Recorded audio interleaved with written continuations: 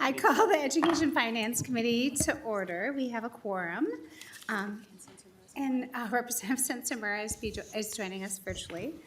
With that, members, Chair Creech, I heard we have some technical corrections on the minutes.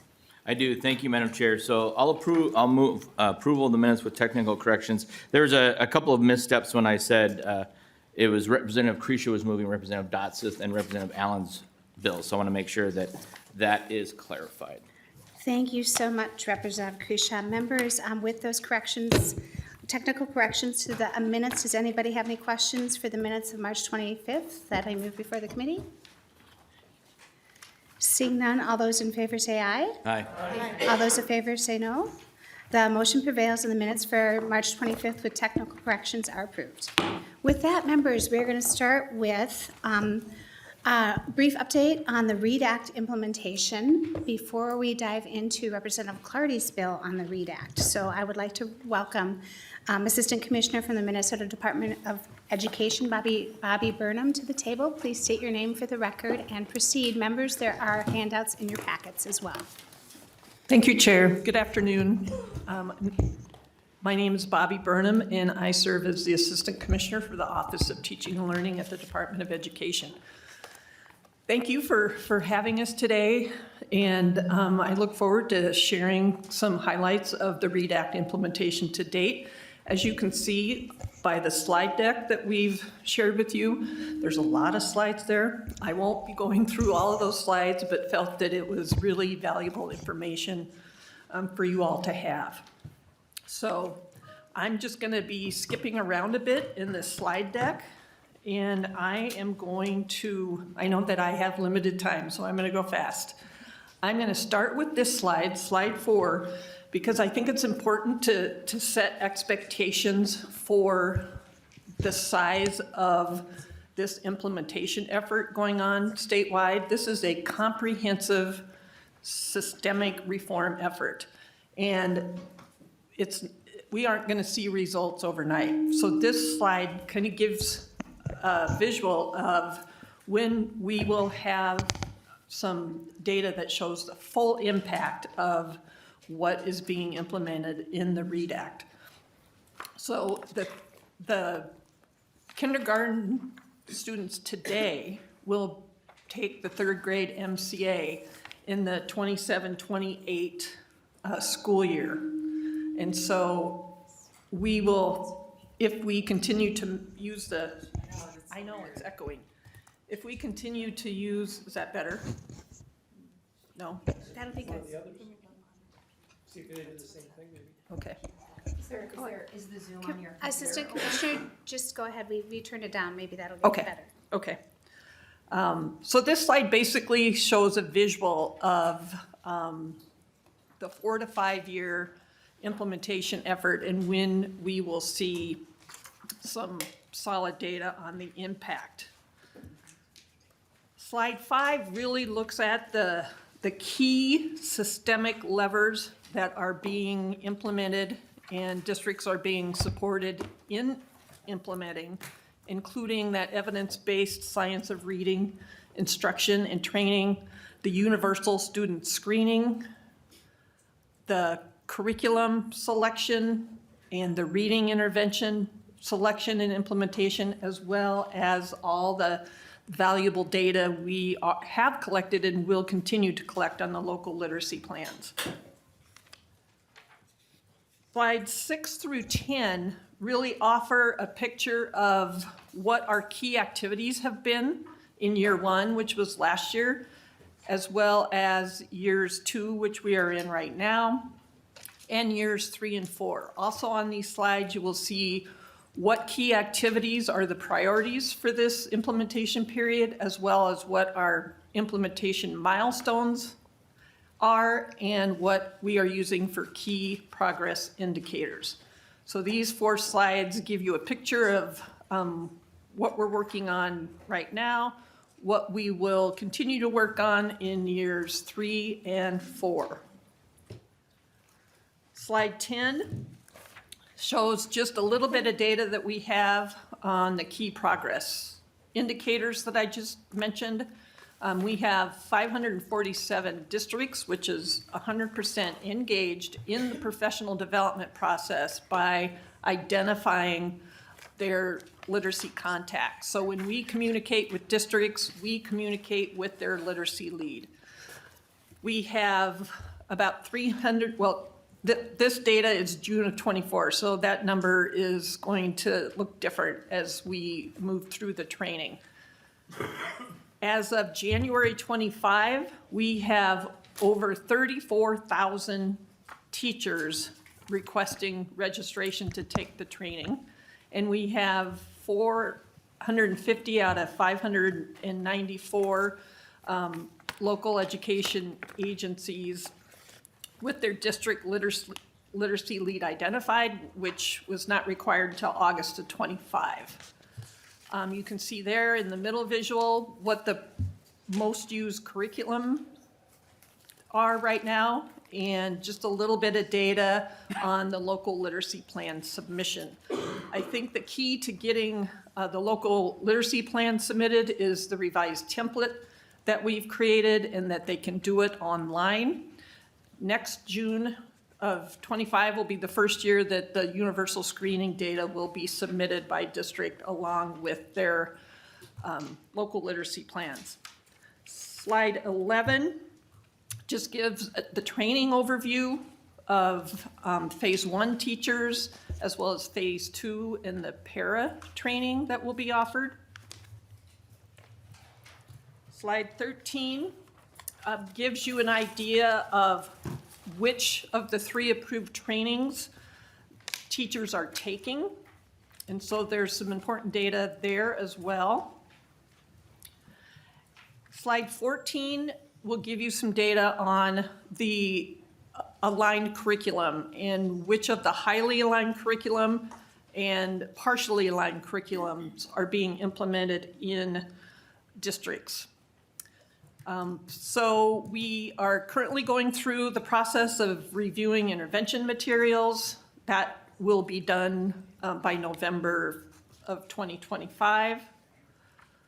We currently, have work groups going on. One work group was legislatively named, which is the READ Deaf, Blind, and Hard of Hearing work group. That work group has finished their work, and the report is being finalized, going through accessibility, and should be posted shortly.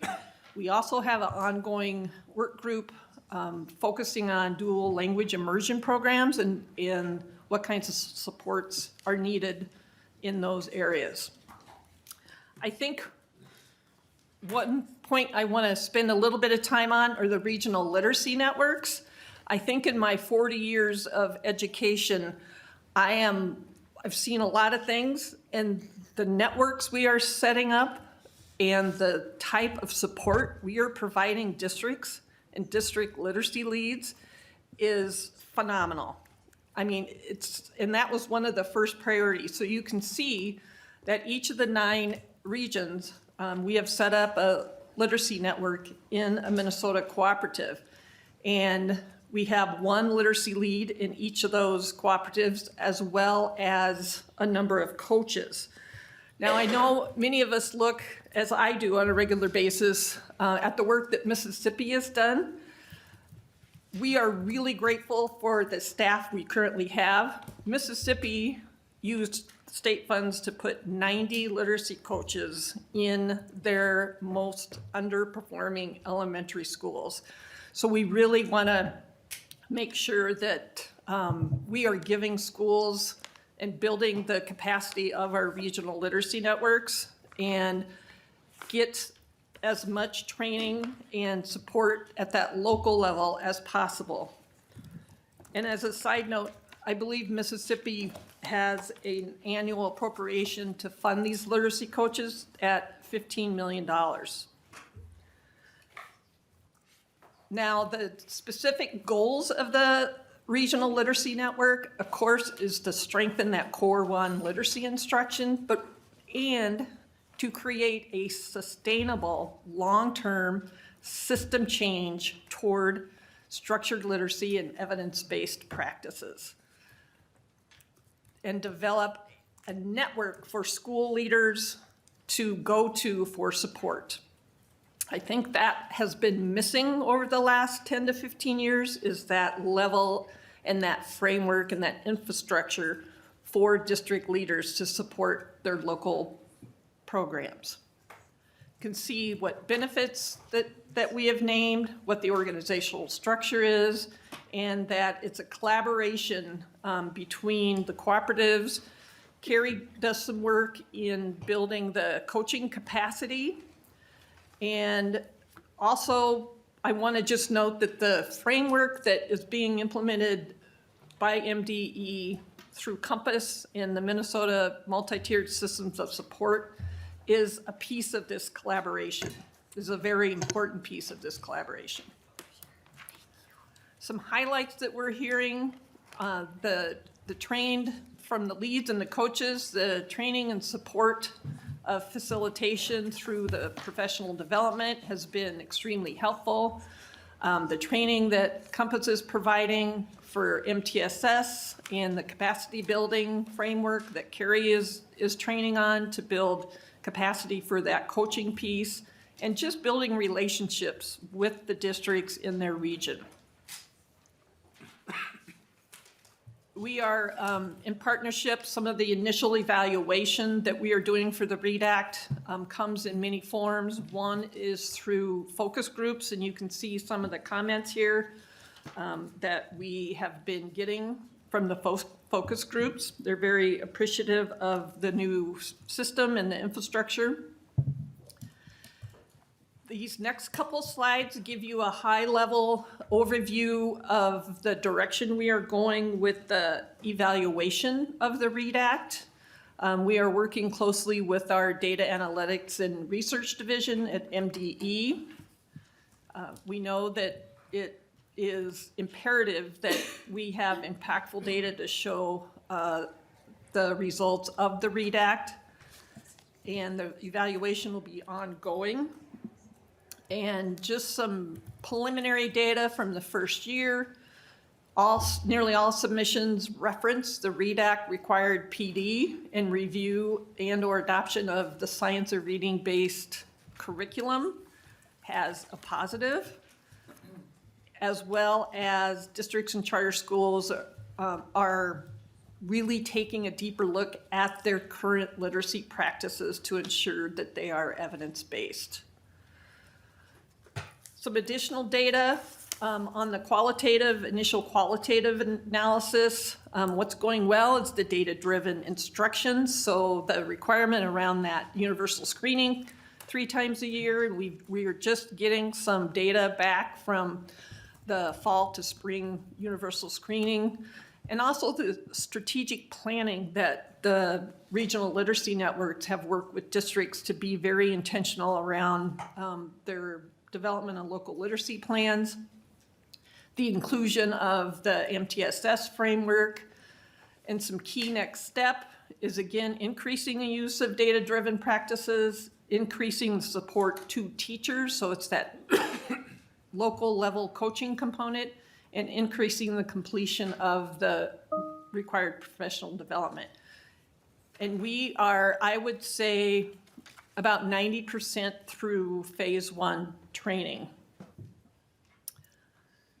This next set of slides really covers our proposal around considering altering the literacy incentive aid formula to put a deeper focus on ensuring that the schools that are underserved and underperforming in reading receive the resources needed to get them reading at grade level. I know there'll be ongoing conversations around this particular proposal. Slide 26 provides some comparison of the way it was to now, and slide 27 gives you just a preliminary picture of some of the impacts in the area of schools. Slide 28 and 29 just give you an overview of the READ Act literacy aid, as well as the the READ Act literacy incentive aid, which I just covered. Now, these next slides I'm not going to cover, but I think it is really valuable information to review when you have time, because it really walks you through our theory of action. It talks about what was happening prior to the READ Act, what's being done through the READ Act, and how we're going to measure it, as well as a timeline. So please, when time allows, take a deeper look at these theory of action slides.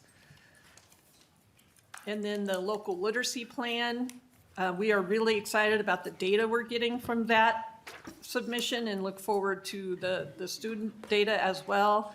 And last but not least is just the fact that we are incorporating a multi-tiered systems of support with the work we're doing around literacy in schools.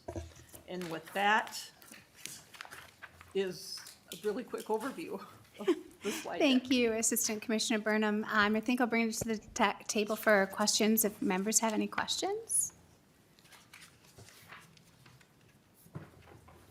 Seeing none. Oh, Representative Perez-Vega. Thank you, Madam Chair, and thank you for being here to present this.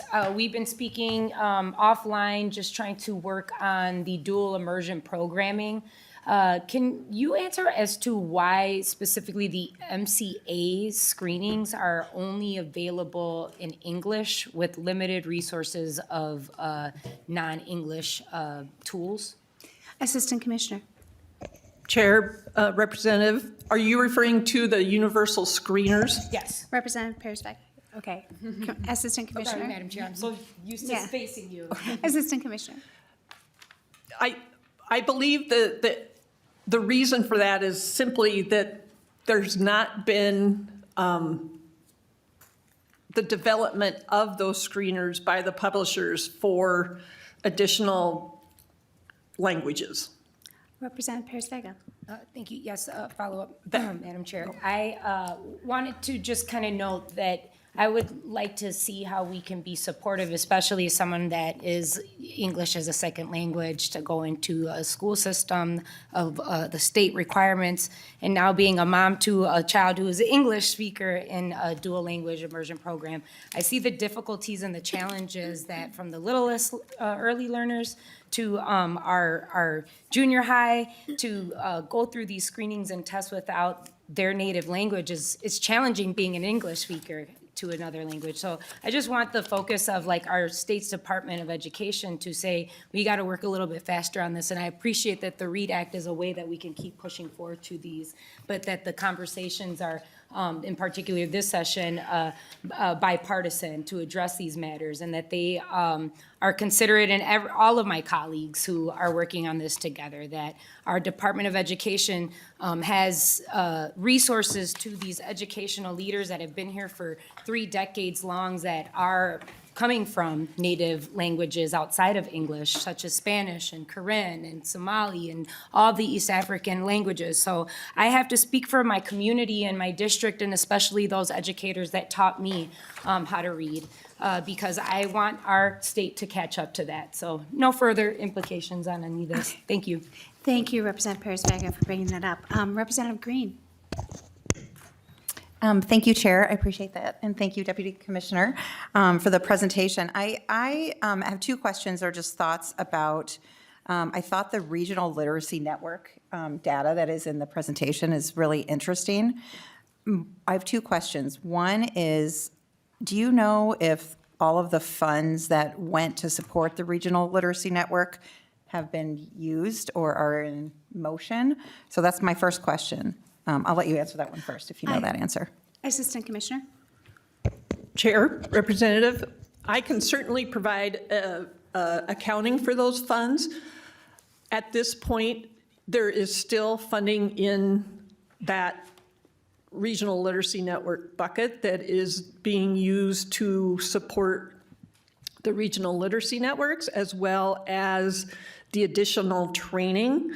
The training funds are fairly tight in getting near, so we have those funds in that regional literacy network bucket that is supporting the phase 1 and phase 2 training as well.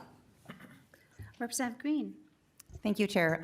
Thank you. Thanks for sharing and framing it up that way. I just was curious. It just seems like it's a big success at the district level. That's what we're seeing from the results here, it looks like. And so I was wondering if you could tell us a little bit more about, like, how does it look when they offer that implementation support? Are some of the coaches going into the schools? Are they in the classrooms?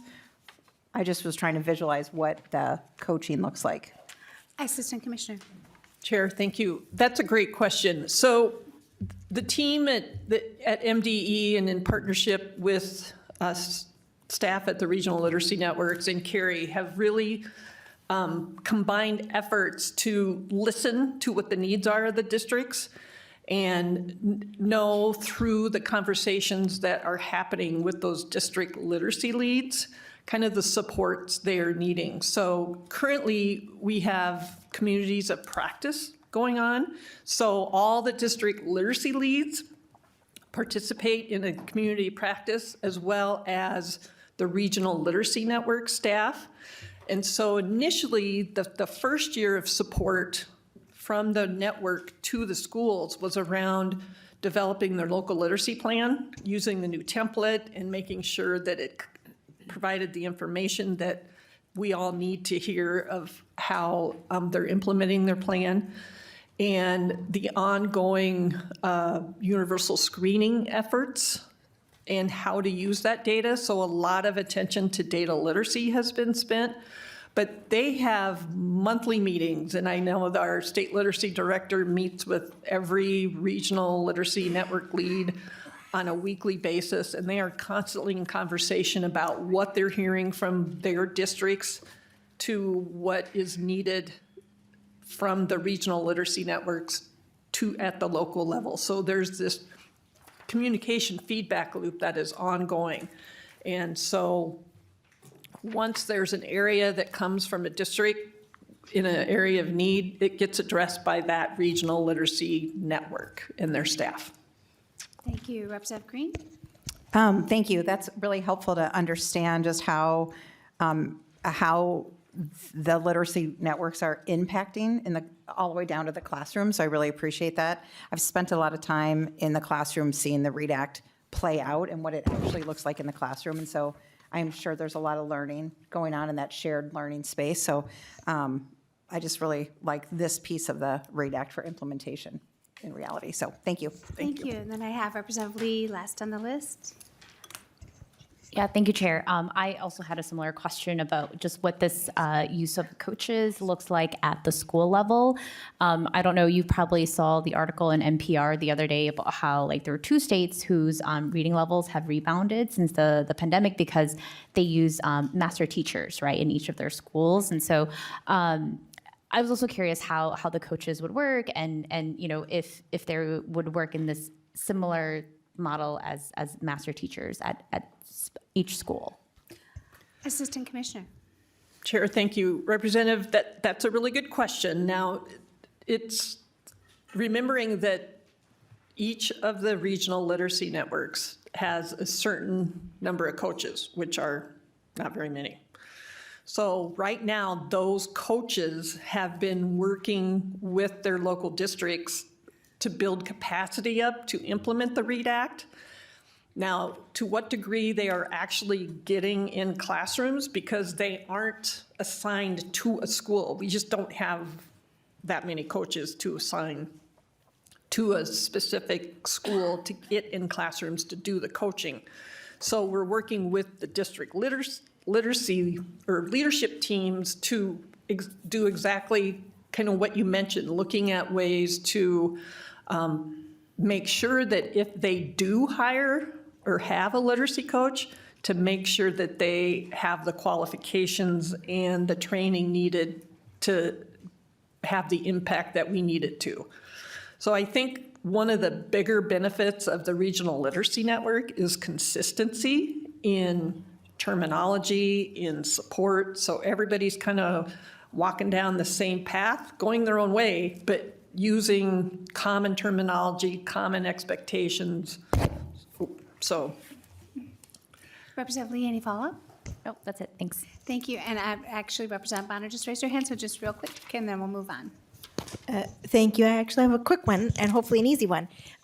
So you mentioned that we don't have as many coaches out there and they kind of have to spread themselves around. But is there any way to do a model within the schools to sort of do that sort of train the trainer kind of thing where the coaches can help get someone designated within the school building that can maybe help gives that sort of advanced level to kind of help work with individuals within the school building? I'm just curious if that's an option that might be helpful. Assistant Chair. Commissioner. Thank you for that question. I think that's definitely a possibility. I think what's great about the READ Act is knowing that every teacher in that classroom is going to be trained in the science of reading and evidence-based practices. So the coaching component is just a matter of that ongoing support to those teachers. Now, what that looks like is going to look different probably in every district, but there are models that do exactly what you just said, train the trainer. It's just a matter of, I think, districts being able to afford coaches to put them in those schools. Representative Banner, quick follow-up. Thank you. I think one of the things that I've found in my experience in the real world too is it's really helpful to have someone to bounce ideas off of. So if you have folks who've been trained and they're working in the classrooms to be able to sort of share with each other what's working, what's not, to have those tips and tricks, and then even be able to ask, say, go back, maybe the trainer of those folks goes back to talk to the coach, and they can share information and exchange ideas. I found that that has worked really well in my work experience, but if we're not doing that already, I would highly recommend it. Thank you. Representative Clardy, Vice Chair Clardy has something to share. Thanks for that line of questioning, but I wanted to let you know that there's interventions being done within each school right now. So a lot of what you're saying that interventionists are already doing, so. Thank you, Chair Clardy. With that, members, I think we'll actually move on now. Thank you, Assistant Commissioner. I'm sure you'll be up a little bit later if people have questions. Next up, we have Representative Clardy's bill, House File 2430. And while we're doing that, and I'm picking up my pencil, I have an announcement to embarrass somebody here. We have our amazing page, Connor Beckel. This will be his last day with us. I think he's just tired and wants to leave. No, he's actually moving on to bigger and brighter things. And he's been a page with us for 2 sessions. And I would like us to give a round of applause, but we'll still be seeing him around because he will be in the Chief Clerk's office. So let's say congratulations, Connor Beckel.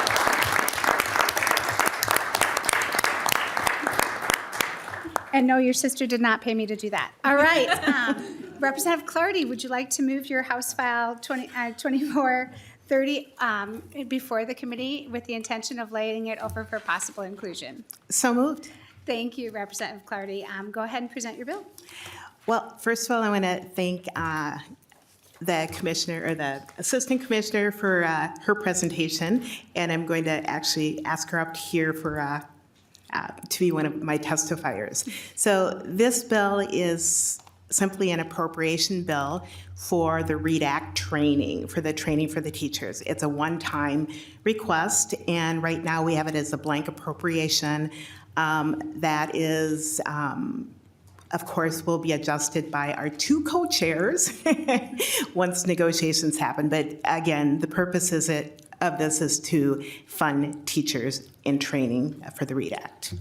Thank you, Representative Clardy. And you'd like to pull your testifier up then? Thank you. If Assistant Commissioner Bobby Burnham would like to join us once again and state your name for the record and proceed. Assistant Commissioner Bobby Burnham, Department of Ed. And we believe that as hard as teachers are working in the amount of time that is required to implement the READ Act, that this bill would really incentivize them to continue the work and provide a showing of appreciation, for the work they're doing. Because this READ Act is going above and beyond, and that is very much appreciated. Thank you, Assistant Commissioner. With that, members, does anybody have any questions on House File 2430? Seeing none. Representative Clardy, would you like any final comments? The training, I can speak from the first place because I've been doing it. It's amazing, and it's allowed me to do teaching with integrity and the highest level based on learning through the program I've had. So thank you. I hope you support this. Thank you. Thank you. And with that, members, I'll renew my motion to lay over 2430 for possible inclusion in the omnibus bill. And members, our larger bill on the agenda, and we're going to have some time for some good discussion around this one, is House File 2433. It's the governor's budget proposal. I'm going to move it before the committee with the intention of laying it over for possible parts of it being in the education finance bill. As the courtesy, I'm the author, but I'm just going to gavel from here. And with that, we already had testimony early on the Fuller bill, and then I believe our testifiers will touch on as well the adjustments that they've made after the February forecast. So I'd like to bring the presenters up. We have Commissioner Jett, Director of Government Relations Adosh Uni, and Director of School Finance Kathy Erickson, all from the Minnesota Department of Revenue. Department of Revenue Education, it just came from taxes, of course. With that, members, there is a larger packet in your folder with the slide presentation. And I'll let folks get settled, and they can, whoever's going to start first can state your name for the record and proceed. Madam Chair. Oh, sorry, Co-Chair Kusha. Thank you. Madam Chair, while they're getting set, I was wondering if we could have Mr. Strom or someone just walk us through. We had an initial bill that we heard, and this is the second one, and just laying out the order of how this is all playing out. And I think they'll get into the details, but. Co-Chair Kusha, you're talking just pointing out the adjustments after the February forecast? Yes, ma'am. Mr. Strom, are you prepared for that, or should we go to the testifiers? Madam Chair, let me make a very brief comment, and then you could turn to Ms. Beckel for the fiscal implications of that. But in terms of the bill, House File 2433 is in front of you, and shortly there'll be, in the next day or two, probably an amendment that puts the governor's changes into amendment form, and that amendment will then accompany the governor's bill. I believe, and the department could correct me if different, but I believe there's not an intent to introduce a separate bill, but rather through amendment on the House and Senate side to the governor's initial proposal. Thank you, Mr. Strom, and Co-Chair Kusha. Thank you.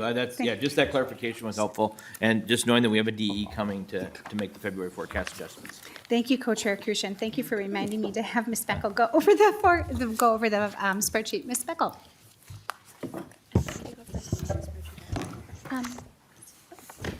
Go ahead. Thank you, Madam Chair and members. Solveig Beckel, House Fiscal. So we'd like to go over the governor's recommendations, revised recommendations spreadsheet at this time. Okay. There is a spreadsheet in your packets. In the upper left-hand corner, it says K through 12 Education Finance, Governor's Revised Recommendations, March 2025, Aid Appropriation Summary. Now, I won't go through the entire spreadsheet because that's 8 pages, but I will direct your attention to the highlighted items in the program column. So that's in the second column from the left. I've highlighted some items to show that these are part of the governor's budget. Not all of them are different from the governor's original budget that was presented earlier in the year in January, but some of them have been revised. So the first item is on line 9, and this is the governor's recommendation for revising the compensatory revenue hold harmless effectively. Now, initially, the governor's budget was made over the November 2024 forecast, but like everyone, the governor had to recost out a number of his proposals over the February 2025 forecast when that came out. So some of these numbers have changed a little bit. You can definitely take a look at the January governor's spreadsheet for changes, and I can provide that as well. But so some of these numbers have changed a little bit. But for the compensatory revenue modification, the governor recommends $55.637 million over the biennium. Then this is a new item, the compensatory revenue pilot. The governor recommends eliminating this program. That would have a savings of $6.593 million in fiscal years 26 and 27, or in that biennium, but in 27 only. Line 11 is the non-public pupil transportation aid elimination interaction. Now, the elimination of the non-public pupil transportation item was in the governor's original budget, but I believe they noted that there were some extra interactions with the general education formula. It's a very complicated formula. So here they are tracking those costs on line 11 of the spreadsheet. So they've noted that there's savings of $543,000 in fiscal year 2027, and then $1.324 million in savings for the 28-29 biennium. Then if you'll jump down to line 24, you can see the elimination of the non-public pupil education aid. That was in the original governor's recommendations. Same with line 26, the non-public pupil transportation aid, and that's what had that general fund interaction that I mentioned just a few seconds ago. Then on line 30, there's the unemployment aid, which was also in the governor's original recommendations. Line 36 is the measure that would increase the appropriation, or excuse me, it would increase the administrative carve-out from the achievement and integration aid. So this just means that the administration would get a little bit more money from the existing funding for the achievement and integration aid program. And so the governor's budget here does revise that number just a little bit with the February forecast. So that would have a carve-out cost, again, not an actual cost or impact to the general fund, but just carving out of that appropriation about $2.4 million in the 26-27 biennium and about $2.3 million in the 28-29 biennium. On to page 2. Here are two new items with the revised recommendations. On line 50, the governor recommends eliminating the Computer Science Education Advancement Program. This would have a savings of $1 million per biennium because this was previously an ongoing item. Then on line 52, the governor recommends putting the Reading Core program, which is also referred to as the Early Childhood Literacy Program, back into the Minnesota Department of Education and Education Finance Committee area. It was previously moved to the new Department of Children, Youth, and Families and into the Children and Families Committee jurisdiction, but they're suggesting moving that back because it just fits better within the MDE jurisdiction. That's all for page 2, so if you move to page 3, on line 111, you can see what was an existing recommendation, eliminating the alternative teacher compensation revenue, or Q-comp. Now, this was again just recosted, reevaluated for the February 2025 forecast. So the overall recommendation remains the same. It's just some of those numbers that changed. So this would have a savings to the state of about $79 million in the first biennium and $174 million in the second biennium. On line 119 is the Grow Your Own program reduction. This is a revised recommendation. So this would have a savings of this would have a savings of $16 million to the state per biennium. Line 4. On lines 128, 129, 132, and 135, those are existing recommendations, and that's basically just moving the Collaborative Urban and Greater Minnesota Educators of Color program and the Teacher Mentorship and Retention Grants programs from PELSB, the Professional Educator Licensing and Standards Board, to the Minnesota Department of Education, because both of those entities have agreed that MDE is more outfitted to administer those programs. Line 144 shows the special education transportation reimbursement reduction. This is an existing recommendation. Line 145 shows the charter school special education adjustment elimination. This is a new recommendation with the revised recommendations here. And this would have a savings to the state of about $21 million in the first biennium and about $25.7 million in the second biennium. Line 146 is an item that has been there. The unemployment aid special education reimbursement, so effectively, if there is an appropriation to the unemployment aid account, it means that schools will be able to be reimbursed from the unemployment aid account for 2 more years. And because of that, they would not bill some of their special education costs to the special education formula when they otherwise could. So we see some savings to the special education formula. Talk to me later if you want to talk more. It's so fun. Line 153, we see a reduction in the telecommunications equity aid. This is a new item for March. This has an impact of, this has savings of $750,000 per biennium. On line 156, this shows the long-term facilities maintenance aid for charter schools being eliminated. This would have a savings of about $20 million in the first biennium and about $22 million in the second biennium. Lines 164 and 165 just show sort of the rearrangement of the summer school food service replacement aid to the summer EBT program, and that was in the existing recommendations. Line 174 on page 5 shows the school library aid reduction. Now, this is a new recommendation, and this would have a savings to the state of $7.5 million in the first biennium and $15 million in the second biennium and ongoing. Line 202 shows the community education equalization aid reduction.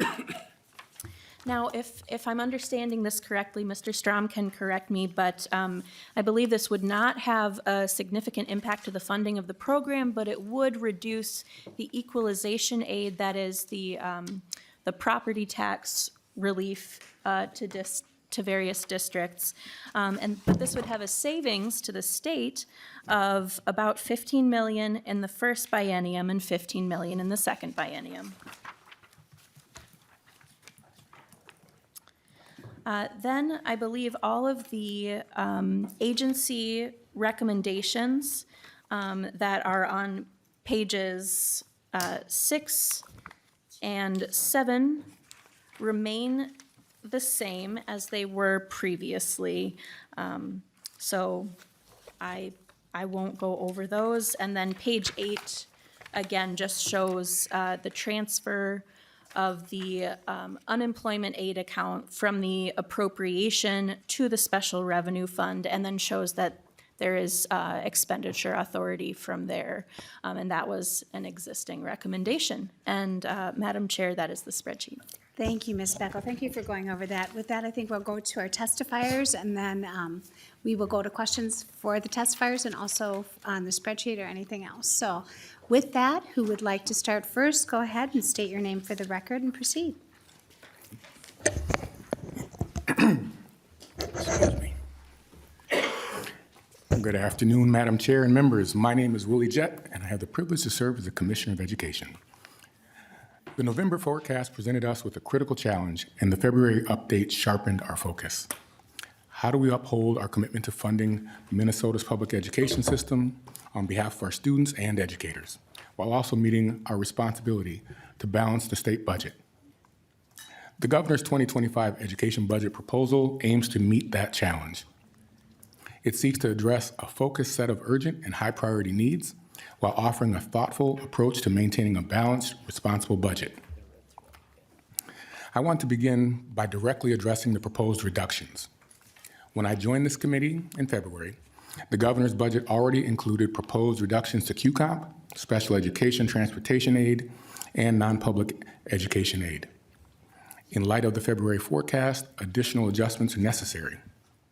The updated budget now includes the proposed elimination of the compensatory pilot program, the removal of the LTFM funding for charter schools, and reductions to Grow Your Own, school library aid, and other areas, which Mr. Uni will outline in more detail during his overview. Let me be clear. As the Governor has emphasized, this budget is a starting point, an invitation to engage in serious and thoughtful conversation about how we navigate this incredibly difficult task. Navigating this will not be easy, but together we can find thoughtful, workable solutions. The Governor, the Department of Education, and I are open to and welcome other balanced solutions that preserve the critical progress we've made in public education. As we consider the investments proposed in this budget, I believe they reflect shared values, and they are both necessary and achievable. I'd like to briefly highlight a few key elements of the Governor's proposal for the committee. First, the Governor is proposing an enterprise-wide initiative focused on fraud prevention and program integrity. This budget includes critical staffing and technology to strengthen MDE's legal and compliance capacity, ensuring we can deliver resources more effectively to students and safeguard taxpayer dollars. Second, in 2023, we made an investment in compensatory revenue, recognizing the importance of directing resources to our most underserved students. We know that continued work is needed to place this investment on a more sustainable path. This proposal includes a one-time adjustment to the program and establishes a working group to develop long-term recommendations. Third, we recognize the essential role of hourly school workers, many of whom are frontline staff who support students every day. As districts continue to implement unemployment insurance for hourly workers during the summer, one-time funding is proposed to help schools meet these obligations and ensure continuity for students. You will hear more from Adosh Uni and Kathy Erickson, and they will walk through these proposals in greater detail, along with a tailored set of additional items we believe are important for Minnesota's education system. Overall, this is a balanced budget package. It sustains the important progress we've made for students, educators, and families, supports core priorities, and invites continued collaboration around the difficult but necessary decisions ahead. So I'd like to thank you for your time and your partnership, and I'll now turn it over to my colleagues, Adosh and Kathy. Go ahead, state your name for the record and proceed. Madam Chair, committee members, my name is Adosh Uni. I'm the Director of Government Relations for the Minnesota Department of Education, and thank you, Commissioner. Just to start out with, and I believe Ms. Beckel has mentioned a lot of these things and the overall budget that the state faces in terms of what the task is in front of the legislature for creating a balanced budget, but it just bears looking at the table in front of us that you see on the screen. I'll just cover the bottom portion just to lay the context. In the 2025 February forecast, we saw a $160 million lower projection for the balance in 26-27. So we're looking at a $456 million projected balance. for the upcoming biennium. And then in the tails of the 28-29 biennium, we're looking at a $5.9 billion projected shortfall, which is $852 million higher than November forecast. So that lays a little bit of context for the revised budget and the additional reductions that you're seeing in there that the commissioner mentioned at top, and that myself and Ms. Erickson will be detailing in a little bit. Please Just going to state- start with a few Oh, of go ahead, sorry, I thought you were passing it over, go ahead. Oh, no, Madam Chair, I'll just say at the top, I'm going to start out with just previewing or detailing just a few of the items that the governor's budget has for additional funding in UI and compensatory, and then I will start detailing some of the no-cost proposals that are in the new revised budget, and then start off by naming a few of the reductions that we'll have in there, and then I'll pass it to Ms. Erickson to cover some more of the reductions, and that'll finish out the presentation. As mentioned by the Commissioner and Ms. Beckel, one of our proposals for funding that was in our original budget that we detailed back in February is around unemployment insurance aid, and this is to cover summer term unemployment insurance through the end of 2026. This would include $30 million to be added to the special revenue fund to ensure that aid payments would not need to be prorated. The initial aid that was passed in 2023 was $135 million one time. The aid disbursements of $102 million are estimated for the first 2 summers of the program. We will get final information coming in, I believe, in by the end of this year, we'll have final figures, so those numbers may be adjusted. We do get initial feedback from districts to be able to pay out the funds immediately after the summer term based on non-validated final data, but through surveys to the districts to make sure that they have the funds as soon as possible to be able to pay the bills that are due to them to cover the summer unemployment insurance costs. But with $102 million that was paid out in the first 2 summers, it looks like about $33 million will be left in the fund going into fiscal 26. The estimated cost based on the participation in the program, we're estimating around $63 million are needed total to cover the unemployment insurance costs for this upcoming summer, or for fiscal 26. So into the start of fiscal 26, the end of fiscal 26, it's kind of split between 2 summers, but we'll have to allocate about $30 million to cover that estimated cost. And then additionally, there's just estimated savings in special education of approximately $24.5 million due to prior estimates of some summer UI costs being moved to special education, and the savings will show in special education aid. And if there are additional questions on this, Ms. Erickson is much better positioned to answer those questions than I am. Moving on to compensatory revenue modification. This will extend stability for 1 year of compensatory revenue calculation into fiscal 26. In fiscal 23, and I believe at one of our committee hearings chaired by Chair Carisha, we had a detailed overview of compensatory revenue and the historical amounts in that program. In fiscal 24, we saw an increase in that program, and we're in the second year of that increase of that program. There is a temporary spike that was in the formula for this current fiscal year that we're in, and then then we're meeting the statutory minimum under current law for fiscal 26. That does result in a decrease in funding for the program between fiscal 25 and fiscal 26. The results of the distributions to LEAs, including to sites, has shown a need for stability from year to year. So we're pairing not only a one-time funding for this program, which will explicitly include the counting of meals forms in the calculation, using the greater of the people counts between fiscal 22 and fiscal 24, resulting in an allocation of about just under $56 million between 26 and 27. That's the 90-10 split in that funding. But it'll also come with funding for $94,000 for a working group of statewide experts to look at the formula going forward about how to best be calculated. And I believe the committee has heard discussion of that in hearing the same hearing, I believe, on the bill around Representative Feist's proposal on compensatory revenue, which also included this working group. And this funding will, in our proposal, will only be for 1 year. So having this work group will be essential to figuring out what the best pathway is forward for this program that really, I should mention, is intended to serve our program specifically intended for our most at-risk students and to provide stability for the program. Moving to no-cost items, these are additional no-cost items in addition to some of the proposals that we had in the original budget. A few of them are just tweaks to the proposals that we had initially, and a few are new ones. First one is a tweak to original proposal. The original proposal was for the Minnesota Indian Teacher Training Program clarification to state that the program is intended for candidates who come out of that program to teach in the K through 12 setting, making clear that it's not for the higher ed setting.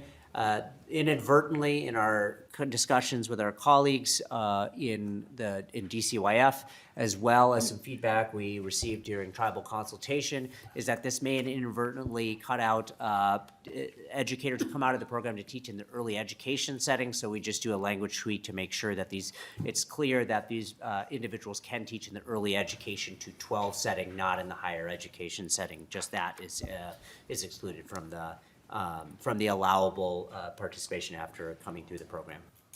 Full-service community schools, this is a new one. This is a recommendation to allow for the grantees to expend the awarded grants for through June 30th, 2027. The funding, this one-time funding program was provided in the 2023 legislation. The original appropriation was a biennial appropriation. It will cancel on June 30th, 2025. So the way the program is structured is it's on 3-year cycles. So this would allow districts or LEAs who've received these grants with implementation grants for a full 3-year cycle. This will allow for better availability of the appropriation through the grant cycle and to be able to complete that program over that 3-year cycle that the program is built on. Continuing on with additional no-cost items, there were, in our fraud detection and prevention package, we've added a no-cost item around the Child and Adult Care Food Program and Summer Food Service Program, or CACFP and SFSP. We are including some staffing requirements and growth restrictions, as well as providing the Board of Directors guidance and information on appropriate salary ranges and expectations on board structure changes and public access to board meetings. The requirements on the staffing and growth restrictions, we are requiring that sponsor organizations have one full-time finance director, defining expectations around authorities granted to volunteers, and then setting a maximum increase for the number of sites that can be sponsored, as well as total reimbursement for 25%. And that was ascertained due to our team's risk analysis in that space. In early childhood literacy grants, there was a shift in some of the language that was originally proposed, moving a program overseen or allocated to Reading Corps over to DCYF. It was agreed that the program should be retained by oversight by MDE, so we're doing a no-cost just transfer of that oversight authority back to MDE from DCYF. Now moving on from no-cost items into some of the new reductions that are in the governor's revised budget. The first, as mentioned by the commissioner and Ms. Beckel, is around reducing the Grow Your Own grant program. This program is our grants to participants to be able to increase teacher workforce and really lift up teacher candidates from their own school communities. There is a secondary student pathway program as well, so it's for adults and students. This would be to reduce the Grow Your Own grant program by $8 million annually beginning in fiscal '26. So the new base funding would be roughly $24 million annually. Again, this is about $16 million reduction per biennium. Based on our staff experience in this program, the program demand has been steady, and based on previous grant cycles, sufficient funds will exist to meet demand. Next item in the new revised reductions is around school library aid. This was an aid program that was created in 2023. This would reduce this program by $7.5 million starting in fiscal '27 annually, so that would be a $15 million per biennium reduction to the program. This is roughly about a 32% reduction in aid to that program. Just for background, school library aid is aid to districts and charters to help pay for specific costs within a school library. The funds can be used for salaries and benefits of school library media specialists, electronics, IT infrastructure and digital tools, electronic and material resources, and furniture, equipment, or supplies. The next item is eliminating computer science education advancement program grants. This would result in a reduction of $1 million per biennium. So these are $500,000 in these advancement grants per year. This would also result in elimination of grants. This would also result in the elimination of a computer science supervisor position at MDE. And this would also result in the elimination of certain activities that are required under this program that are currently overseen by that position in terms of data analysis, updating the strategic plan that was released in 2024. And again, the grants have been put out for under the current cycle, but this would eliminate the grants for future competitions. And with that, I will pass it off to my colleague, Ms. Erickson. Go ahead, please state your name for the record and proceed. Madam Chair, members, my name is Kathy Erickson, and I am the Director of School Finance at the Minnesota Department of Education. Continuing on with our presentation, we also have a new piece in the governor's recommendation to eliminate what is called the Long-Term Facilities Maintenance, or LTFM, for charter schools. This would result in savings of approximately $20 million in the first biennium and $22 million in the second biennium. What is noted here is that this is $132 per adjusted pupil unit, and that has been the same since 2016-17. And while this is coordinated under LTFM, charter schools can use this funding for any general fund purpose, so this is not tied to, it's just a link to comparing that to a revenue that traditional school districts receive. So this would, again, eliminate $132 per adjusted pupil unit. Continuing on, the elimination of a special education charter school tuition adjustment is a new element for the revised budget. And this recommendation would eliminate a tuition reimbursement billing cost that gets recollected by charter schools when there is unreimbursed billing cost, tuition billing cost for special education. This is a reduction of approximately 4% of the usual amount of reimbursement a charter school can receive. So in the past, a charter school would be able to collect about 94 to 96% annually for all of their eligible special education. And with this reduction of the recollection of state aid for the unreimbursed costs of charter tuition, charters would then roughly have about 90 to 92% reimbursement on all of their special education costs. We also have the reduction in community education equalization aid. To provide just a little more clarification here, this is what we call an equalized program. So depending on the formula and the property, wealth, and the population of the district, there can be aid attached to this. So the elimination of the equalization aid would then result in an increase for school district levies, because the intention of this recommendation is to maintain the program revenues. It would just be that there would not be state aid attached to the revenues. And again, just making sure that depending on the district, districts may already be levying 100% because they may not be eligible for equalization aid. So this would just be rounding off, making sure that there would not be any equalization aid attached to the community education formula. The governor is also recommending the elimination of the compensatory revenue pilot program beginning in fiscal year '27.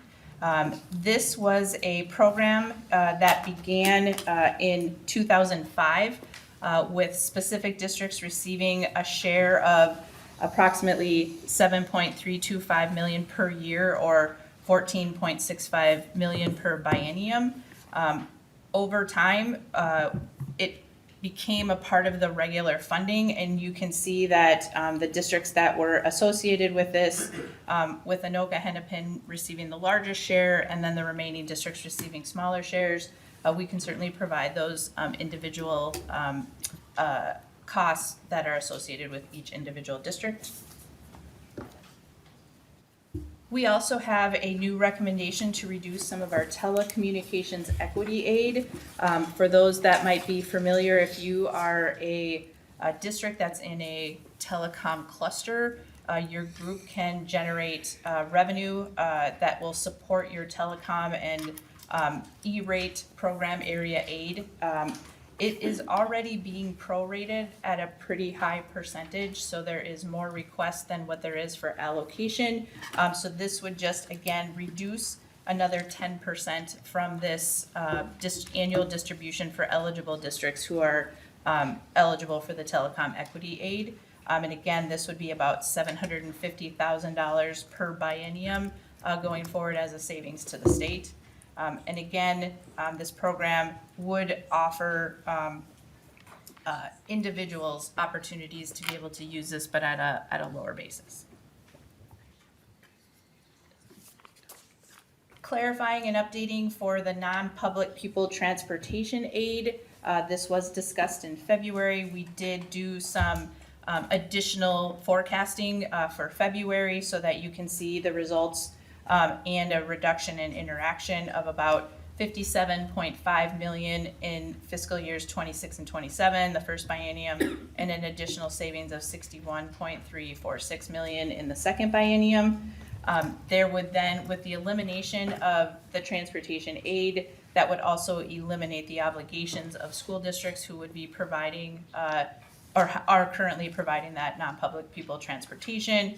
And again, this also includes a reduction because this will have no aid in 2026. So the cleanup for the 90-10 distributions that we do at MDE, the 10% would not be included in fiscal year 26 as reimbursement through the 10% cleanup payment in the subsequent year. And again, we did find those additional interactions with our transportation sparsity revenue. So we did also include the additional impact or savings of $543,000 in our first biennium and about $1.3 million in fiscal year 28-29. We also, the governor has recommended back in February, and again, we're updating with the non-public pupil education aid. So again, with our updates, we are resulting a savings to the state of approximately $52.5 million in the first biennium and $57.6 million in the second biennium. School districts, again, for the obligations of these aids would be eliminated, and you can see that the things that special or non-public pupil education aid can be used for would be textbooks, individuals, instructional materials, and standardized tests. It also includes health services and guidance and counseling services.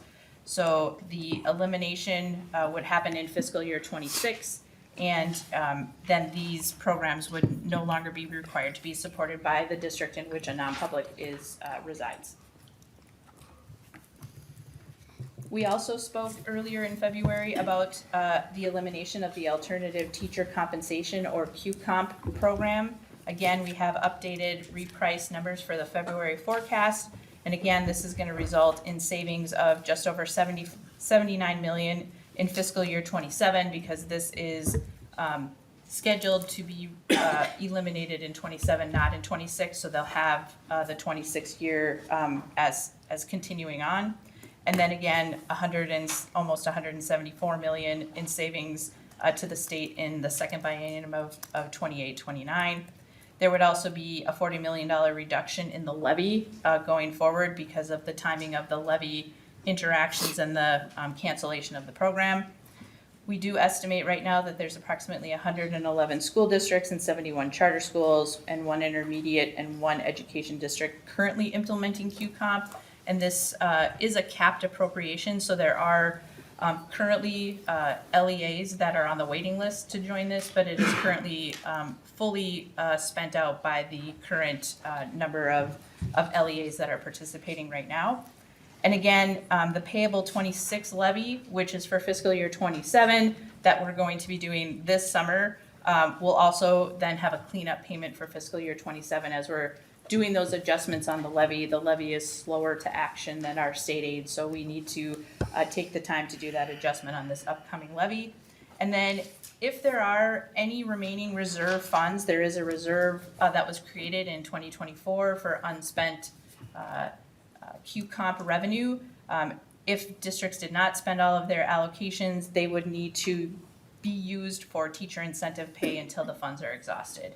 So if any district does or LEA has a reserve fund balance for QComp, which just started again here in fiscal year 24, they would need to spend that down on those appropriate costs. We also recognized and updated our costs from February related to the recommendation that would decrease the special education transportation reimbursement percentage rate. As I'm guessing most of you are aware, special education is a complex set of formulas, and most of our reimbursements have a percentage rate reimbursement. Traditionally, special education transportation has been referenced as a 100% reimbursement, but in the scope of all special education funds, they are all lumped together with one reimbursement, even though we have several different pots of special education revenue. But what this does is it will reduce or eliminate 5% of the eligible expenses being reimbursed in fiscal year 26, and then 10% or 90% reimbursement in fiscal years 27 and beyond. So similar to some of our other special education funding formulas that are less than 100%, we would just be doing this small reduction in the reimbursement. And again, you can see that the amounts would, for both bienniums, be just a little over $110 million. And again, there are very many complexities, but when we then have some unreimbursed costs because of not fully funding the transportation piece, those unreimbursed costs will be eligible for the cross-subsidy aid of 50%. So any of those costs will get partially reimbursed through the cross-subsidy, so it won't be a direct 100% loss of those percentages, but it'll come back through the calculation of unreimbursed costs through cross-subsidy. And with that, I'll return to Mr. Uni for final comments. Thank you. Mr. Uni.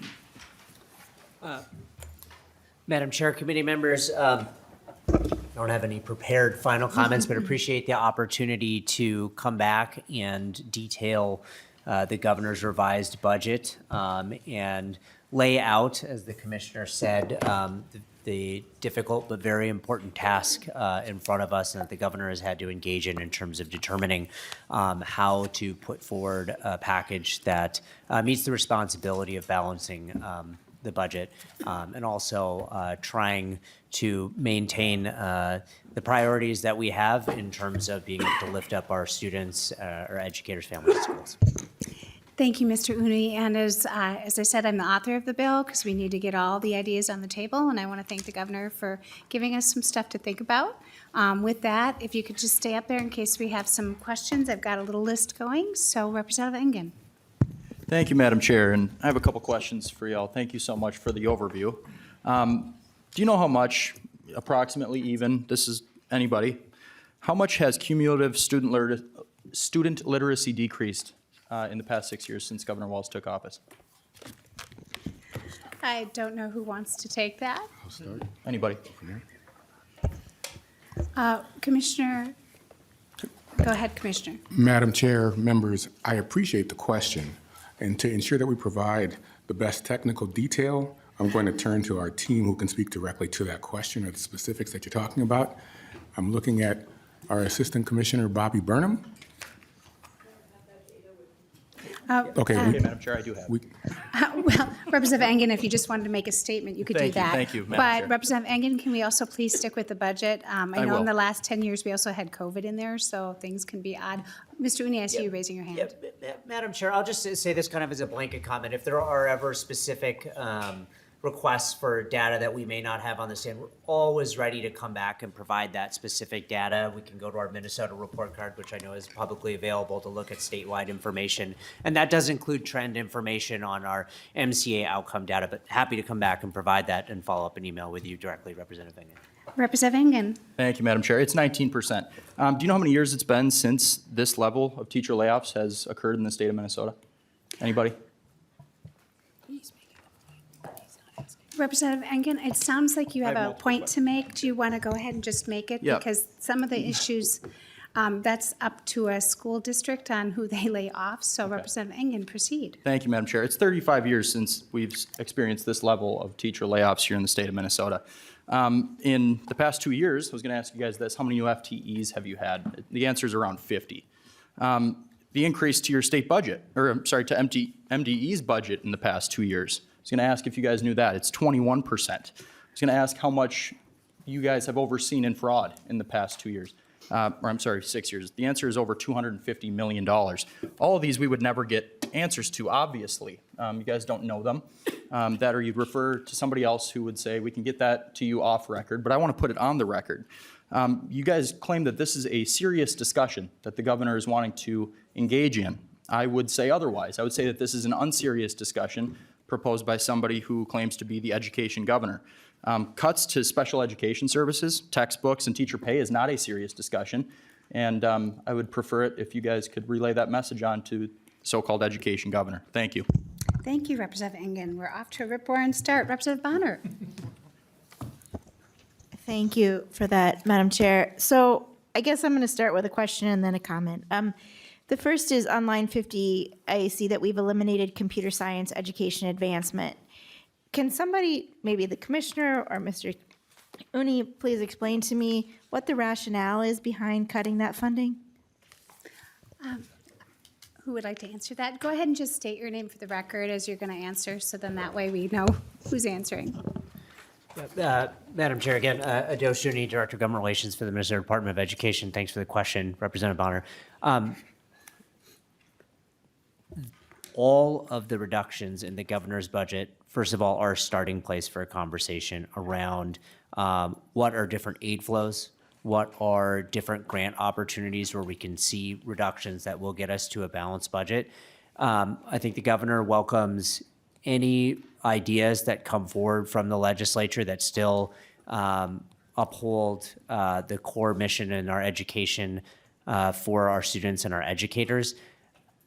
If we were in a different situation, I think the governor would prefer not to have any reductions. But this is a starting, I will say that this is a starting place for a conversation. The governor looked at across the education bucket, much like the spreadsheets that we have in front of us now, to look at where there were opportunities. And this is where the decision landed, was as an opportunity here. Representative Bonner, follow up. Thank you. I'll just be blunt. So, you know, I think we all understand that there's some tough times ahead, and we're going to have to make some tough decisions. But I want to say that Minnesota ranks among the worst in the nation for computer science education. As we stand on the precipice of an AI revolution with quantum computing around the corner, we have about 3.4 to 4.8 million professionals needed in cybersecurity alone coming in the near future.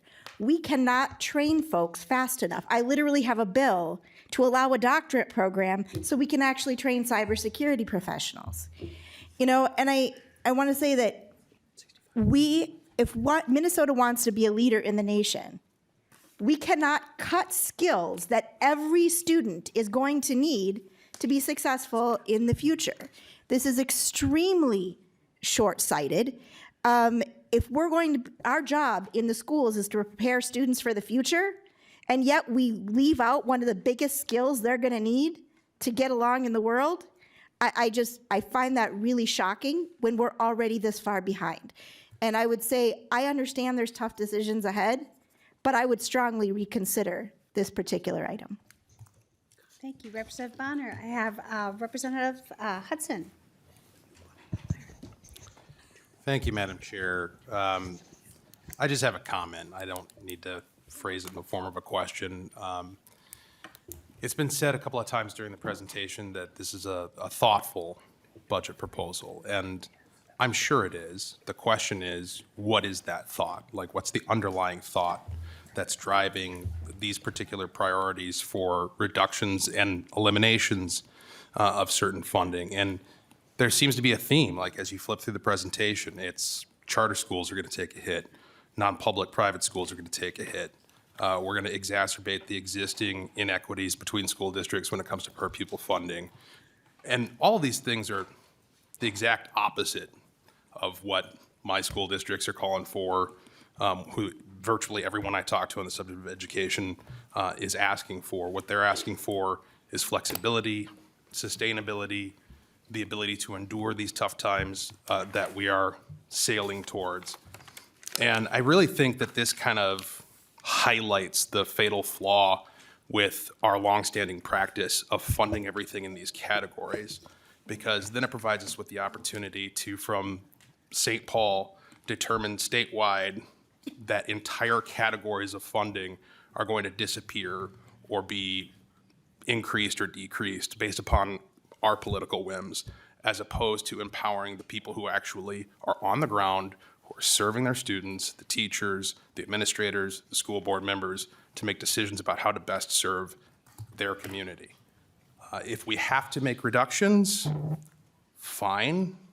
Let's let people on the ground level determine where they best can place the remaining funds to weather the storm that we're about to go through. Thank you. Thank you, Representative Hudson. Representative Green. Thank you, Chair. I didn't know if you said Representative Green or Representative Ream. Green, sorry. Thank you, Chair. And thank you so much, Commissioner, and for this presentation. I have concerns. I'm looking at line 144 under special education. And it sounded like the justification for that was that then that money would get pulled out of the cross-subsidy funds that are now being closed at, that cross-subsidy at 50%. But that money is actually coming out of the general fund. It's not just sitting there for special education, because we've been funding special education out of the general fund. So I just wanted to clarify that, because I think it's not actually apples to apples there, right? And that a lot of that money, I know in the districts I represent, that money went to teacher salaries. That's where that money from the cross subsidy went to. A lot of that, that's where a lot of it went. And then I'm also concerned, I don't know if it's indicated in here, but we also know that the Trump administration has dismantled the Department of Education, and we don't know what that looks like for funding for special ed coming from the federal level. So I would love a response to, or some thoughts or insight as to how this budget, and especially in our special education area, what your thoughts are, and how do we justify a cut there when we know potentially there could be more cuts coming, especially to our most vulnerable students. Commissioner Jett, did you want to take that one on? Madam Chair, excuse me, Madam Chair, members. And so as you know, and everybody in this room knows, when you're building a budget in this environment, it requires some incredibly difficult decisions. And so every program that we invest in serves an important task, and no reduction is taken lightly. And so what I want to say is, in developing this proposal, what we really stuck to was we were guided by a few key principles: protecting our core services for students and maintaining a foundation for long-term stability in our education system. So there are some areas where we believe that reductions would have a negative impact on student learning, access, and opportunity. And remember, we're open to ideas and committed to working with you on solutions that reflects the shared values. In terms of a specific response to, I believe you said special education. Okay, I'm going to turn that piece over to Adosh. Mr. Uni. Yeah, Madam Chair, again, Adosh Uni, Director of Government Relations for the Minnesota Department of Education. I'll refer to my comments earlier on what the Commissioner said. I mean, a lot of these decisions were not lightly taken. special education, our partners in school finance and at MMP and in the state budget documents identified special education as one of the highest growth areas for funding. The decision of looking at this area, again, was not taken lightly, but looking at one area where we can find not just simple cuts to special or reductions to special education, but reductions that also incentivize LEAs to look at how they can more efficiently and effectively look at things like transportation costs and agreements they have with their local contractors to be able to see if there can be efficiencies found at that level. That was one of the that was at the basis of the recommendation that came in the first set in February around special education transportation. Representative Green, follow up. Yeah, thank you, Chair. I'll just make it a quick follow-up. I guess that I find that a bit still concerning. I think that when we're making cuts, and I know we're going to have tough decisions ahead, I just think that our most vulnerable students shouldn't have to carry this on their back. And I think that districts do a really good job of being efficient with how they serve students, and it doesn't really. I had asked about what's going on at the federal level, and that really wasn't addressed in the answer. So I just would encourage you to really think about that as part of the conversation and as part of all of this when we look at budgets, because it's going to have an impact. Commissioner. Madam Chair and members, thank you for the clarification. As it relates to from the federal level, as the Department of Education, we've asked for clarity more than once, and we have not received that information yet. And as we receive that information, then we'll be able to go ahead and disseminate that and make some decisions from there. Thank you. Members, I have got 1, 2, 3, 4, 5, 6, 7, and then me closing 8. So if we could try to keep it to one question and some quick answers, that would be great. We've got Representative Bakeberg. Thank you, Madam Chair and members. Just remember, we have a $240 million cut to our schools sitting before us right now. $240 million. From this Department of Education and this governor. So I'm curious about a couple things, and Ms. Erickson, can you tell me whether it be the community ed equalization or the special ed transportation, those reductions, who will pick up the burden of those reductions? Ms. Erickson. Madam Chair, members, Kathy Erickson, Director of School Finance. For the equalization for early childhood or community education, the bill language right now would be that it would shift over to 100% levy or property tax would take that. It is not expected to change the amount of programming for that area, but it would just shift who's paying for it. And then secondly, on the relationship for non-public transportation, those would then be incurred by the non-public entities who could work with contractors or school districts who could do an outside contract but would no longer be required to do that. Does that help answer your question? Representative Bakeberg. Special education, the special ed reduction. Oh, the special education transportation. Director Erickson. Thank you. Again, for those reductions, those would be borne by the general fund of the school district and then would be covered under the cross subsidy where it's eligible. Representative Bakeberg, follow up. Yep, thank you, Madam Chair. And I would just echo what Representative Green said. That this is a cut to the general fund. And this is going to be both of those reductions to the department. Those aren't reductions in expenses, those are shifts to local taxpayers, to our school districts that have to pick up the burden. So we are saying we have a $240 million cut in this proposal, but we're actually shifting the burden to our local taxpayers, and our districts will have less money to negotiate contracts with educators that they're going into right now. They will have less money to be able to hire teachers. We've all heard from districts that are having significant reductions. AMSD just had a survey, $300 million in reductions. We could go on and on and on, but I won't do it for the sake of time. And here's my challenge to the department. You talk about core mission. You talk about core services. I've been here for 3 years. I struggle to know what the core mission of the department is. It's hard to figure that out. It's hard to collaborate when we're chasing all over, it seems like. We had a superintendent, David Law from Minnetonka, came and challenged us.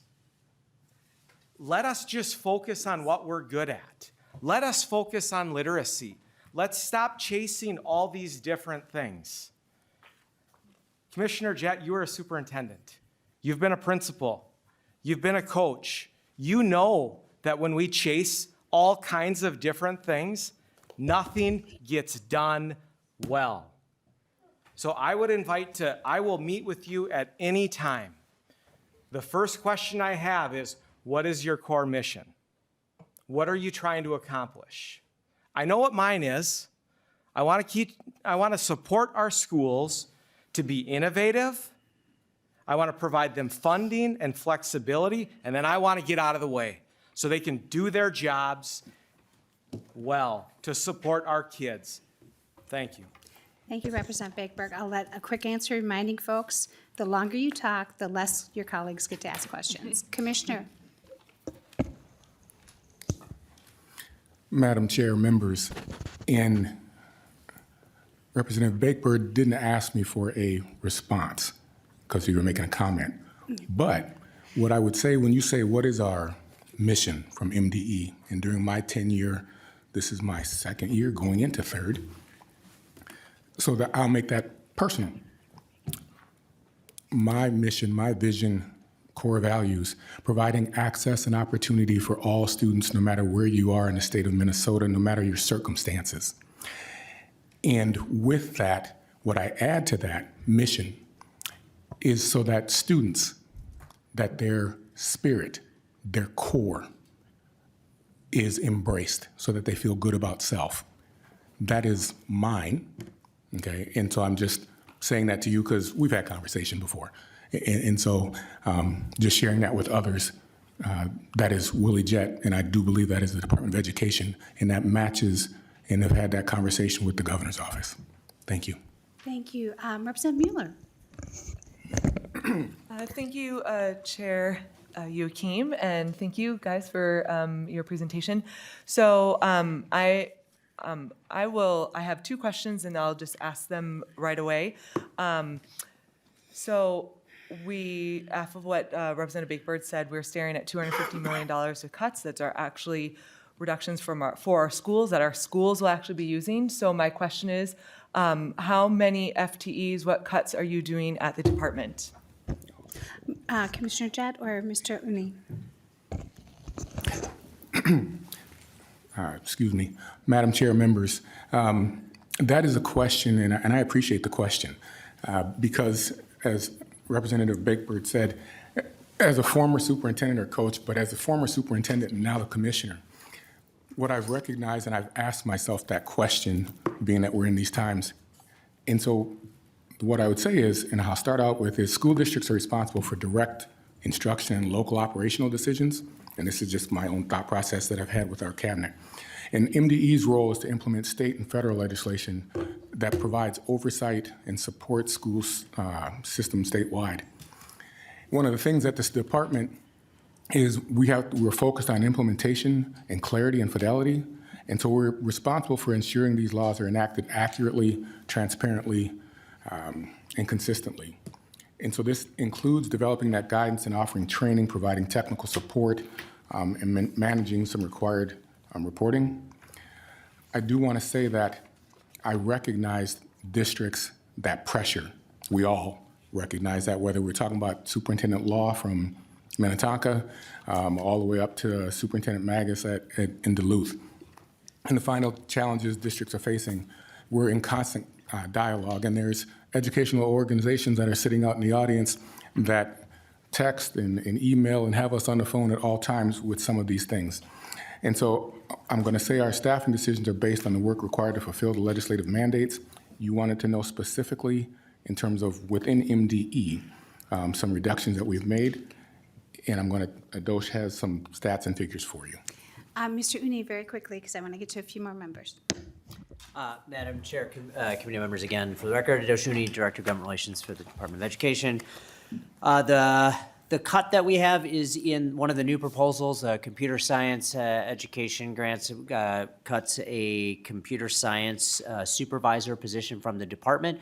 Our operating adjustment proposal, while it's an add from our initial one, is about half of what our actual need is. So that may result in programming at the department, not continuing internal programming, as well as the need to look at keeping up with cost of living adjustments for salaries and benefits.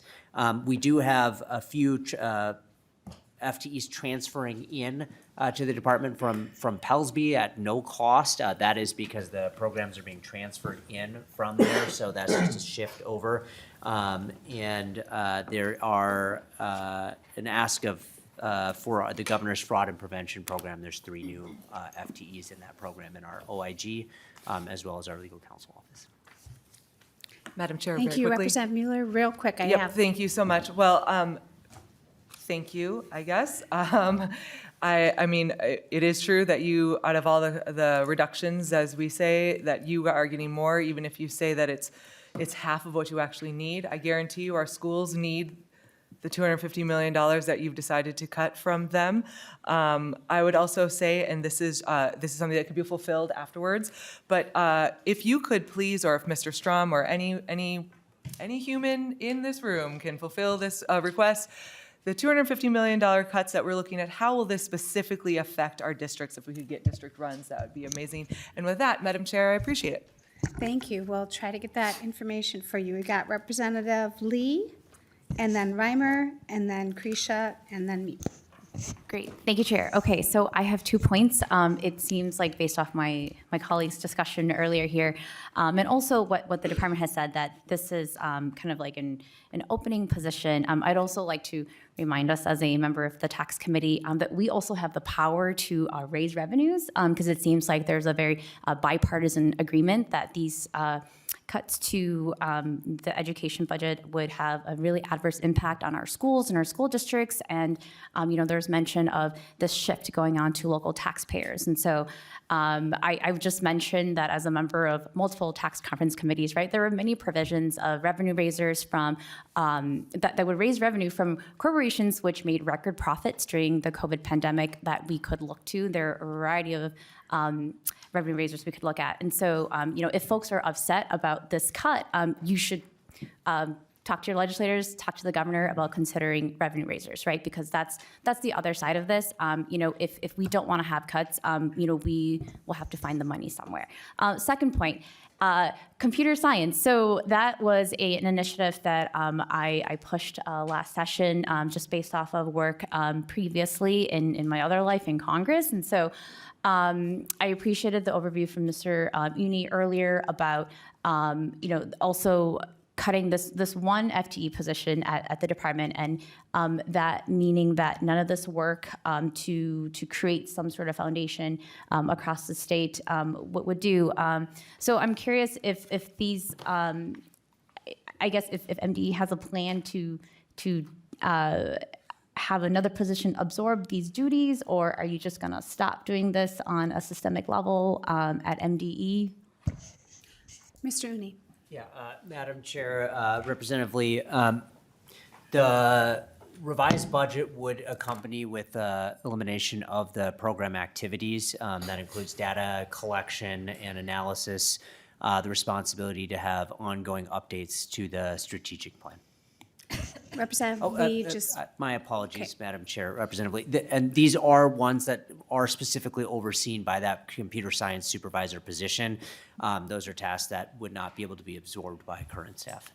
Representative Lee, is it something you can take offline, or one quick comment? Yeah, I guess there were also announcements of grants through this program that was announced a couple of months ago. I know I'd asked this earlier. I don't know if you guys had found the answer of whether these grants would still be fulfilled. Mr. Uni. Yes, Madam Chair, I do have that information. We did put out grants several months ago, and I do believe that those grants, in terms of ones that went out, would be able to be fulfilled. Thank you, Mr. Uni. Representative Reimer. Thank you, Madam Chair, and thank you all for your presentation today. And my question, I guess, and first a comment, then a question, is I think I'm a little less concerned with what's happening at the federal level, knowing that we all have hard work to do here.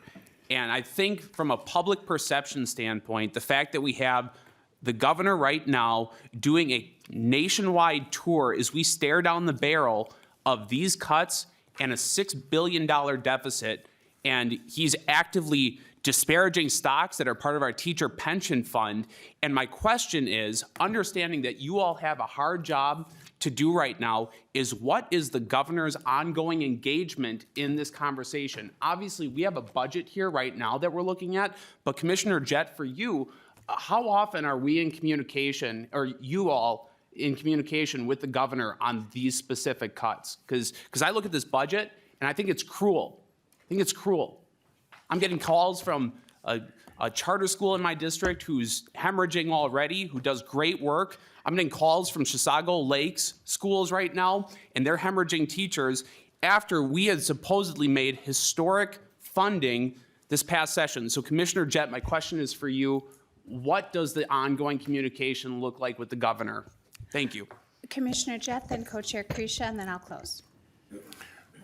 Madam Chair, members, in terms of the question, sir, in terms of conversation or communication with the governor and the governor's office, that's on a daily, okay, whether that's phone calls, whether that's Teams meetings, whether that's text messages, that's a constant. We're in constant communication with the governor's office, relaying information or communication or feedback that we're receiving from districts, whether it's superintendents, principals, teachers, the Ed Minnesota.